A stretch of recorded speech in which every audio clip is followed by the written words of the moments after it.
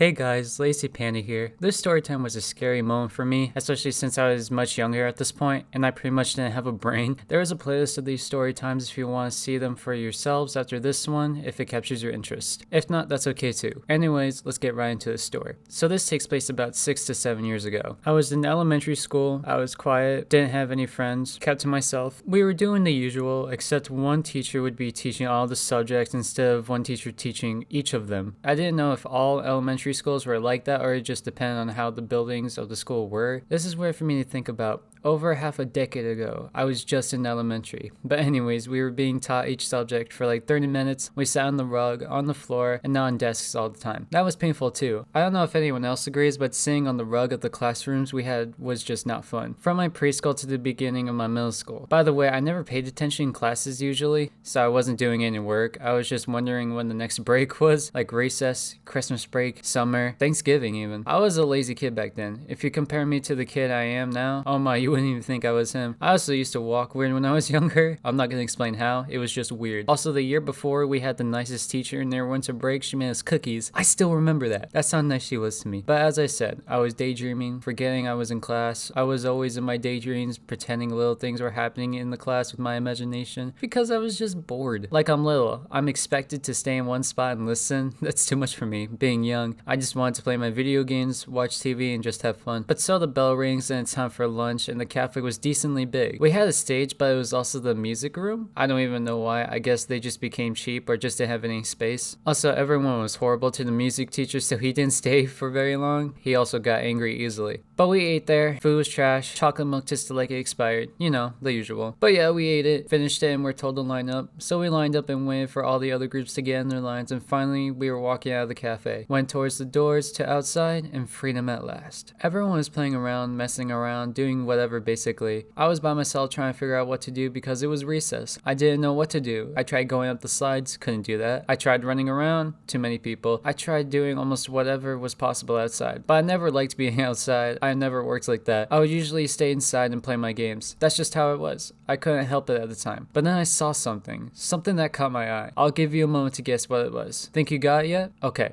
Well, it was a swing set. Back then, I only just got the idea of how to use a swing, and so it was exciting for me. I get to show my skills on the swing. Impressive, I know. But there was that one swing left. I raced over there before any kid could see it, and just a second later, I was over there. So I started kicking my feet back and forth, you know, the usual start. Then this happened. So I was a dangerous kid. I would swing pretty high to where my swing would kind of jiggle when going the opposite direction. But my one friend was like on the other side of the playground. I saw her, she waved. I weighed back and lost control. I kind of flipped off the swing, landed chest first onto the wood-chipped floor. I couldn't get up and tried breathing, but I couldn't. I kept trying and trying and trying, but nothing would come out. So I started to panic even more. And want to know the best part? Nobody came over. Not the students, the one friend, or the teachers. 10 seconds felt like forever. So it was getting really hard to not pass out, but eventually I could breathe again and just walked away and pretended I didn't do that. And every now and then I still tell this story. Moral of the story, don't wave hi to people while on a swing. Anyways, I hope you guys enjoyed this video and that you check out the next one that comes out. Good night and goodbye.